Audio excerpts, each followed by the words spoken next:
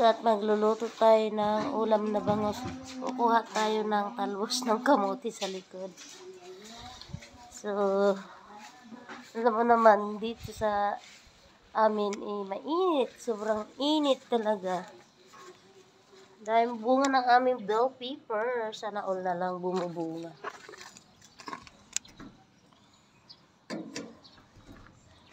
Tigas naman ito buksan. Siyempre, nandito na tayo sa ating ayun yung talbos, marami. Ayun. Wow, I'm so grateful. May yung kangkong, oh. Butang iba na tubig. Kaluoy man. Dito pa ka. Likod. Bye-bye. Yan. Dito yan.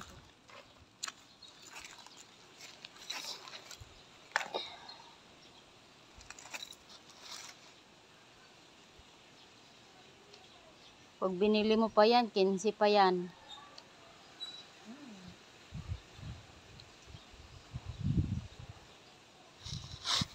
Yan kila kuya, marami ng gulay yan dyan.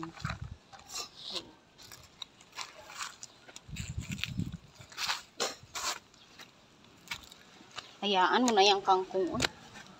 Ito pa oh, sabay mo to. Oh.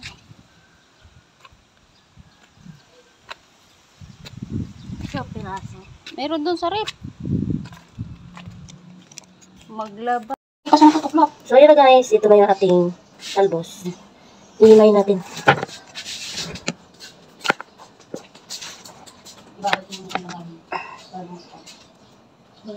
Ang lagay natin sa bangus.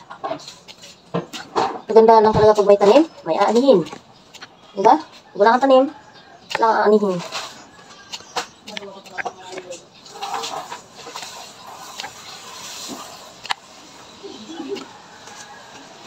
Kaya lahat, magsikap magtanim para merong aanihin.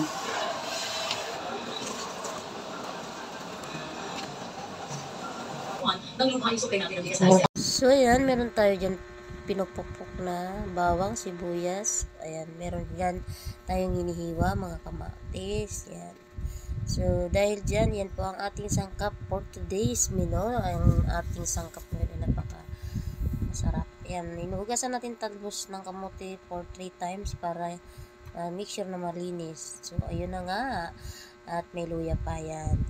So, yan, maglagay na tayo ng kawali para naman mainit na at makapaggisa na. Yan. Lalagyan na natin siya ng mantika para naman ay makapaggisa na talaga naman. Oo.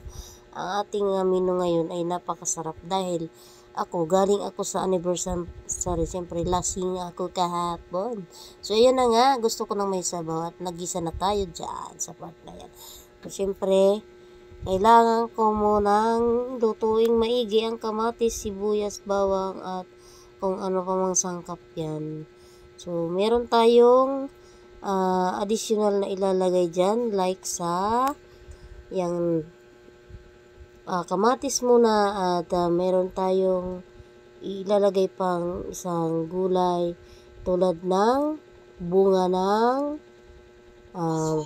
malunggay. May bunga tayo ng malunggay dyan mga idol na ilalagay. So, antay-antay lang at pinaluluto pa natin ang ating unang sangkap. Ayan, napampasarap. Talaga pong napakasarap ng menu natin. So, ayan na nga. Nilagay na natin yung additional na gulay para sa ating ginisang bawang at kamatis, sibuyas. Ayan, lahat ng sangkap po ay naandyan na. Ayan. Hindi pa natin nasangkapan yung sabaw kasi ayan. Maglagay tayong mainit na tubig para make sure na mabilis kumulo. Ayan, para sa madali ang mga trabaho, lagi nating ilalagay mas mabilis, magpakulo kayo ng tubig. Ayan. So, sa part na yan, tinitimplahan ko na yan. Ayan. Baka naman may nakikita akong isang brand dyan. Ayan oo. So, yun na nga. Ayan ang pampasarap. Sikretong malupit sa pagluluto ng may sabaw na isda. So, yun na nga. Dahil naglagay pa tayo ng magic syrup para maluto na at dire-diretso na ang ating paghigop ng sabaw. Sa part na yan, ilalagay na natin yung isda. Ayan. So, para ma-steam siya, kailangan natin munang halo-haloin ng kaunti para iyan masarap at pantay ang pagkakaluto. So, ayun na nga. At ating yan tatakpan maya-maya lamang at para ma-steam para sa pantay na pagluto. So, tatakpan muna natin siya. Ayan. Takpan muna natin at maya-maya bubuksan na. Ayan na. Binuksan na natin siya at yan, ibabaliktad natin yung ating bangus para make sure na luto rin sa kabila. Ayan. Diba ang sarap? Masarap pa sa masarap ng inyong mga jowa. Charot.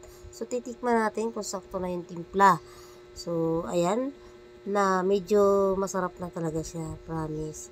At sa part na yan ay atin nang napagdesisyon ng ilagay na yung ating sangkap na huli. Like sa bawang puloy, talbos ng kamote. So, yan na po ang pinakamadabis dyan na sangkap. Talbos ng kamote. At syempre, hindi tayo magpapahuli sa mga masasarap na menu for today. Takpan muna ulit natin para ma-steam ulit. So, antay-antay ulit. At ayan na nga. Ang pakasarap po yan, mga idol, lalo sa may mga hangover dyan. Siyempre ako, nag-inom ako kahapon. Puro tuyo yung ulam. So, nagluto ako ngayon ng mas masarap.